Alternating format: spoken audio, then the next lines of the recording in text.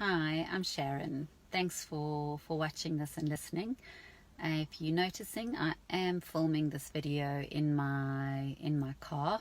Reason being, as soon as I walk out here and head into my home, my 14-month-old beautiful little Mila is going to grab hold of me, and I'm not going to get a chance to record this tonight. So that might just give you an indication of how passionate I am about what I do. I know you're sitting with my resume, so I'm not going to go into all the details of, my history and all my experience. But I have been busy for 20 years facilitating and coaching, over 20 years now. And 15 of those specifically spent coaching, and 10 of that at an executive level. So I think what I want to cover with you today, just to help you make this decision of who's going to journey with you and be your coach, just firstly is, what is my approach to coaching? So although I do use traditional coaching tools, which is dominantly question-based and dialogical, obviously with a strategic purpose and intent to shift you out of your comfort zone and to stretch, what makes me different as a coach is that I blend NLP with coaching. So NLP stands for Neuro-Linguistic Programming. You might have heard of it. I mean, you could always go and Google it as well to get deeper insight. But really what it is it's just advanced programming. So how do we shift and create long-lasting changes? So I'm quite eclectic. Over the years, I've collected a number of tools that I blend together in my coaching strategy. And so that's the approach. And then the second thing that would be good for you to be aware of is just areas that I have the most expertise. I'm often called in to corporate clients or working with business schools in their coaching teams to help high-performing individuals, just to look at how you can channel your energy in the right way, how you can just unlock that potential that you have and drive yourself forward in the way that you want to go. And it can also be, a lot of that is moving, if somebody's going from junior management to middle, or middle to senior, or senior, moving into an executive level. Just how do you make those transitions easier?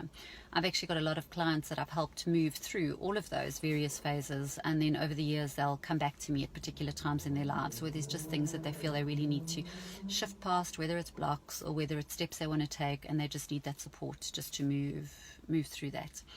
So that's the main areas that I work. And I discovered last year I was completing my PhD while being pregnant, and it was trying to say the least, but it was really wonderful to see not only the model I was wanting to create with my PhD was how we can create leadership development programs that have holistic and sustainable results from them. But out of that, out of the process, it wasn't just the model that was created, but one of the tools that I use to help people self-coach. It's actually called a key, and I take the groups through a 3-step process that came out as being just so powerful in shifting people's paradigms and limiting behaviors, and also very much at a belief kind of level. If we can get it at a belief level, it triggers lots of different behaviors and where patterns actually show up.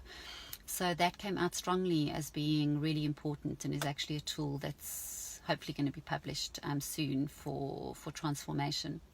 So that was quite exciting.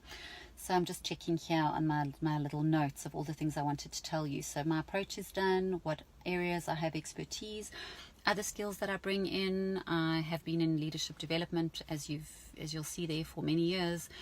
And that involves helping with negotiation skills, how to communicate impactfully, how to present impactfully, how to build relationships, overcome conflict and challenges. So those are extra skill sets that we can bring in.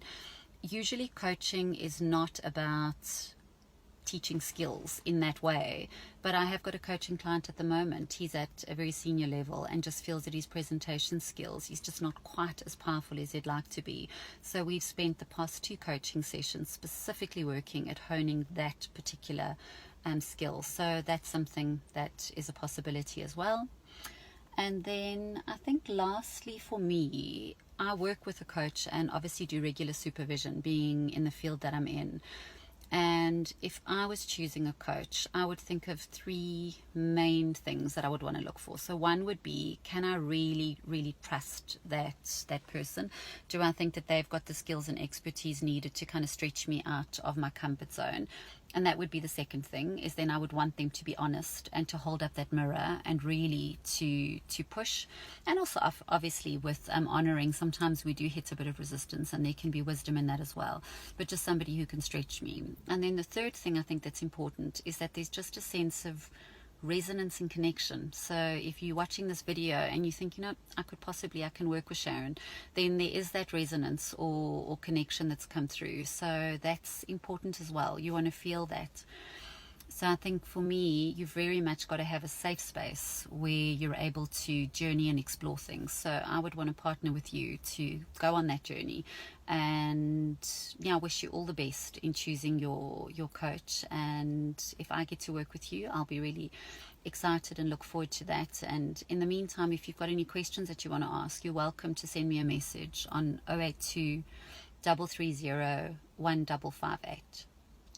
I'll just repeat there, 082 330 1558. And yeah, all the best.